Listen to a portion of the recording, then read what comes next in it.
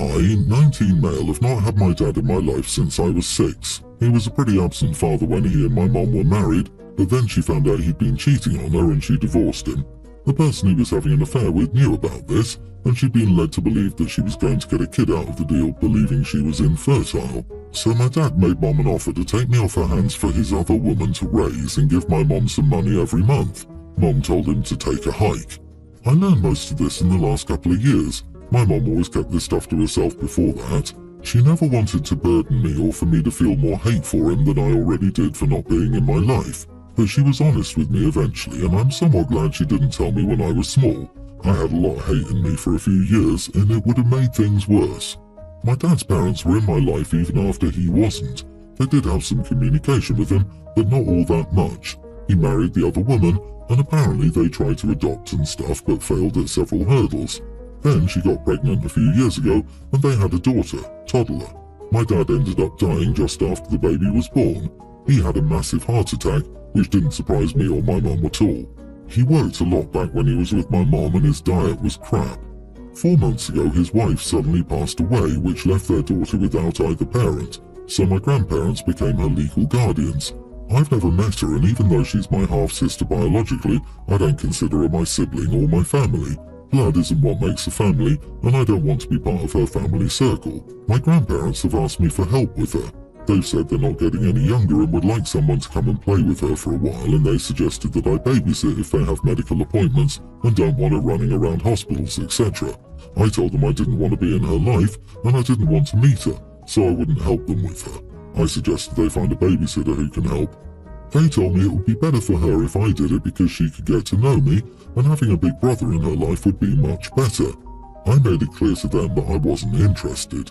But they didn't like that, and they told me they'd always done their best to make up for how badly my dad treated me, and they wanted me to be better than him and to make sure she was better than I was. They told me she was innocent and they never did anything wrong in this either, so why punish everyone else? When I didn't give in, they told me I was turning into my dad, aka someone who doesn't care about people I should care about. Am I the idiot? Not the idiot. Just because she's innocent doesn't make her your responsibility. It's not her fault her dad was trash, just like it's not yours. But it's not your responsibility to take care of his responsibility just because he's gone. Trying to guilt or shame you by comparing your refusing to help with your father abandoning you isn't fair at all. But this is going to ruin your relationship with your grandparents. They've made their position clear. They think that you owe this girl. They think you owe them. Yeah, the grandparents are essentially saying, you can be a better dad to her than your dad was to you. OP, you owe this girl nothing. You're not her father, you haven't hurt anybody, and you're not hurting someone who's never met you. They're trying to set it in place so you can take care of her if something happens to them. That's genuinely not fair to you. Grandparents understand they're old. They may die in the next 14 or 15 years. They want you to build a relationship with her, so you will take legal guardianship of her. You're drawing a clear boundary, and considering what your father was like, your grandparents should respect it. They're likely to try to forge a relationship between you so that, if anything does happen to them, you, or even your mom, would step in and take guardianship of your half-sister. Mini update. I never thought of my mom being connected, but they did ask my mom if she'd like to meet her, their granddaughter, and I did wonder why. Now I know. Mom wasn't sure why either, but figured it because they stayed on okay terms after the divorce. Thank you for your advice. My fiancé, 35 male, recently proposed, and he got me a sterling silver ring from Walmart when he went there to get his nephew a kid's party costume. He even gave me the receipt so I could return or exchange it if it's not one I liked. He makes good money, as I do, and he got me a ring that is less than 2 hours of his wage, post-tax. Meanwhile, for his birthday, I got him something 10 times more expensive than he got for my engagement ring. He routinely buys gadgets or toys more expensive. I said I was offended, and he would have made me less angry if he just proposed with a ring pop. The dude went out and got a ring pop the next day.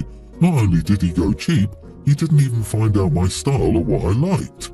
He asked if I was seriously considering refusing the proposal just because of the ring, and I was being that type of girl. Do you think I'm the idiot for caring how cheap he went and how little effort he put into the ring he expects me to wear my entire life? P.S. I do buy my own jewellery, and yes, they're almost all more expensive than this. Everyone's the idiot here. While a cheap ring is not necessarily a problem, what's more important is that he didn't even try to find out what you liked and called you that kind of girl. I wouldn't want to marry someone who says stuff like that to me. The only thing uglier than the ring is his reaction to you expressing your disappointment. That being said, people nowadays have over-the-top expectations of what an engagement ring should cost. It's insane. A cheap engagement ring is fine as long as it's something you like. Plus, you can still upgrade it if that's important. I disagree. The dude's 35, makes good money, routinely buys expensive crap, and his proposal ring is from Walmart. If he was poor and doing his best, that's one thing. But less than 2 hours' wages and even less thought put into it than that? Is this a joke? A test? What the heck? And why is he testing her if he's already decided he wants to spend the rest of his life with her? That's almost insulting. I'm guessing the actual proposal wasn't anything noteworthy either. Did he just roll over in bed and say, "Hey babe, wanna get married?" The test works both ways because now he's shown OP he's that kind of man. LOL. Is he prepping for a breakup maybe? Forcing your hand in a way? Based on his actions and his vocabulary, accusing you of being that type of woman, it sounds like he is setting the scene, making you the bad guy. I say that because he can't truly be that dense. In my opinion, there's nothing wrong with a cheap ring as long as the effort is there, and it sounds like you're not convinced by his effort. Neither am I. I'm speaking as a divorced woman who has experienced men cheaping out and being inconsiderate like this. There's a difference between buying cheap because it's in line with what both of you want and what both of your values are, and buying cheap because you don't care about your partner. Your fiancé is the latter. You deserve so much more than this, and I suggest you rethink marrying this man. There's a 99% chance it ends in divorce. My 43 male niece, young teen, is being raised by my wife, 40, and I. It's a long story having to do with my sister getting herself pregnant from a deadbeat and proving overall unfit to be a mother. The bottom line is that I see my niece as my daughter and love her just as much as my own biological children, boys, tween and pre-tween. I know my wife also loves her the same way. However, I'm legally my niece's sole legal guardian. My niece has practiced gymnastics for the past 10 years, and when she was about 7 or 8, one of her gym coaches noticed her potential and suggested she could really make it as a professional athlete. I believe my wife and my niece, daughter, were taken by this promise of future glory. "Can you imagine if she competes in the Olympics one day?" my wife said. I was always very cautious because I did realize the shop was slim. I also knew that could cost us a lot of money going forward, but the coach believed so much in her that they managed to cover some of the costs of her training on the gym's dime. And when I say training, I mean training, some serious hard work. I told them I was fine with the idea as long as my niece was happy doing gymnastics and it didn't majorly impact her life. And then, last month, she tore her ACL during practice. We do have insurance, so the medical costs were covered. However, she's going through a painful recovery, all the while wondering when she'll be healthy enough to get back to the gym. But I told my wife I didn't want her to do this anymore. Seeing her get hurt and in pain made me realize this is a dangerous sport, and the toll it's taking on her body is simply not worth it. My wife said I couldn't make this decision without considering what my niece wants. I said I could because I'm the adult here and she's still a child. So my wife said there was still the matter of her disagreeing with my view and that we were supposed to make these parenting decisions together. I then said that's true regarding our boys, but not when it comes to my niece. All I meant is that I'm the sole guardian in the sense of being responsible for her. What my wife got is that I was undermining her as a surrogate mother. Am I the idiot here? Edit some additional information. To be clear, I still need to talk to my niece about this. I shared with my wife that, given the severity of her injury, I didn't want her training anymore.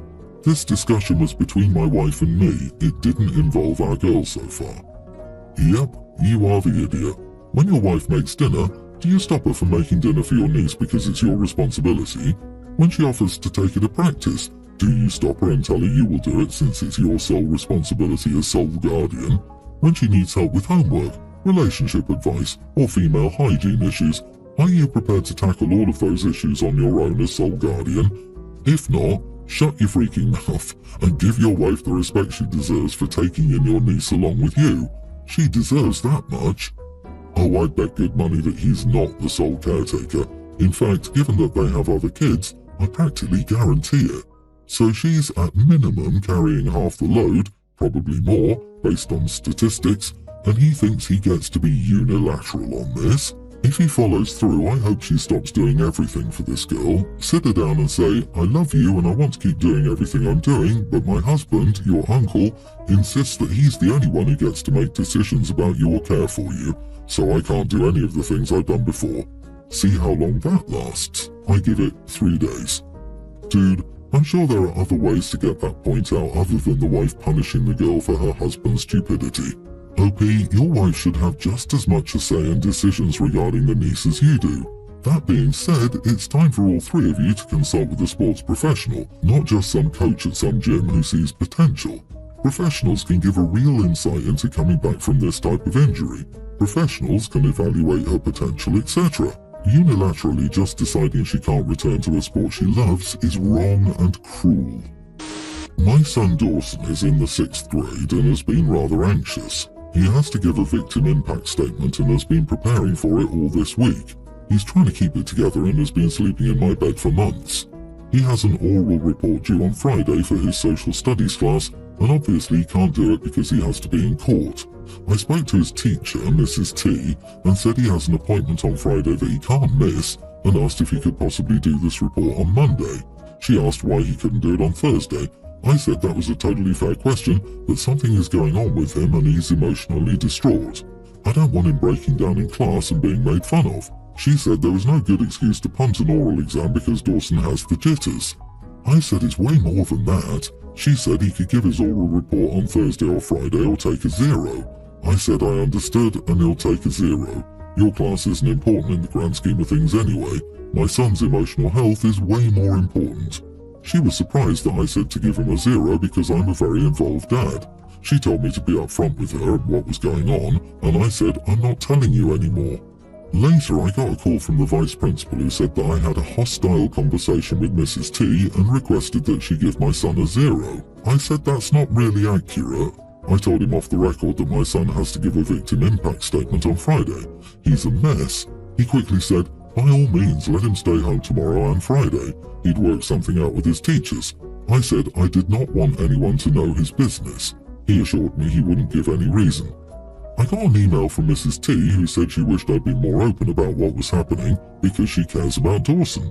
She's worried about him now. I responded that I didn't tell her details because you, and especially your son, he's in the same grade as Dawson, are gossip queens and I don't trust you. She told me what I said was very hurtful. I said then don't ask and don't fish for information. Edit, the VP did not disclose why my son is out tomorrow and Friday. He said it was an approved absence and send makeup work home today. Only Blabbermouth responded and fished for details after getting the email. Not the idiot. The teacher was digging into your personal life and then she tried to weaponize your kid's grade. If you trust the principal enough to say that he didn't tell her your reasons, then she went out of her way to find something you were trying to keep private.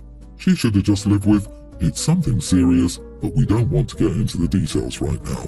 Even if she weren't a blabbermouth, she is not entitled to know why your son will be absent, and it's her professional responsibility to take you at your word that it's a legitimate absence, especially since you don't make a habit of demanding he be excused from assignments.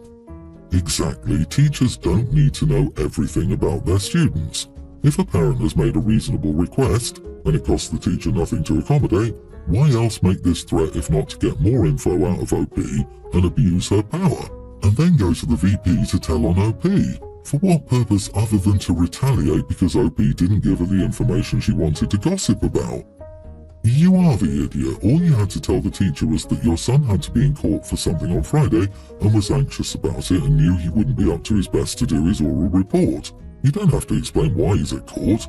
You can't expect teachers to do what you want without them having some of the info. Teachers aren't mind readers, and with the crap parents they deal with sometimes, they don't know if it's true or just an attempt to get out of work. Last Saturday we had a few friends over. It was 3 couples and us. We all have kids. I'm from a country that doesn't make a different meal for kids. The kids eat precisely the same as adults, only in a smaller portion and pre-cut if necessary. 2 of the 3 couples are also from the same country as we met in German class. One of the couples we met at an event.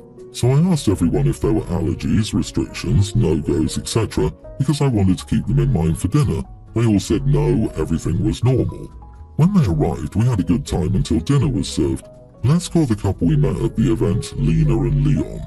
It all started with Lena saying the kids should eat beforehand. I said that the food wasn't done. Then we started serving the food. We put the kids' portion in those colourful IKEA bowls and put them down. Lena and Leon were flabbergasted. They asked where the kids' food was. I pointed, confused, to the bowl. Leon said that wasn't kids' food. The kids' food was nuggets, pizza or pasta with ketchup. Their kids were crying and started crying even harder when the other kids started eating the food. Leon took their kids to McDonald's, and Lena said we should adapt to this country and eventually leave. I felt horrible because I wanted to be a good host. My husband said that they should have told me if the kids were picky eaters. My other friend said that maybe we should have done some more research. So, am I the idiot for not making food for kids? Edit, we're Colombian and live in Germany. There is no such thing as kids' food. There is food. If all your kids eat is pizza and chicken nuggets, it's because you allowed it. It's just lazy parenting to give in to your kids like that. And they don't feed their children's kids food, they feed them unhealthy fast food. You are not the idiot. Now they know to feed their kids at home. Also, kids don't eat before the adults, at least not the ones who got raised well. German here. There is no such thing as kids' food here in Germany. The children are eating the same foods as everyone else does. And since when is chicken nuggets, pizza and McDonald's German food? Sounds like a joke, to be honest. The couple just have spoiled their children. They should have informed you before. For a guest in Germany, it is custom to eat or at least try what is being served by the host. Everything else is just rude. If the guest dislikes the dish, we make them bread with butter and cheese, cold cuts or jam. Do not invite these bores again.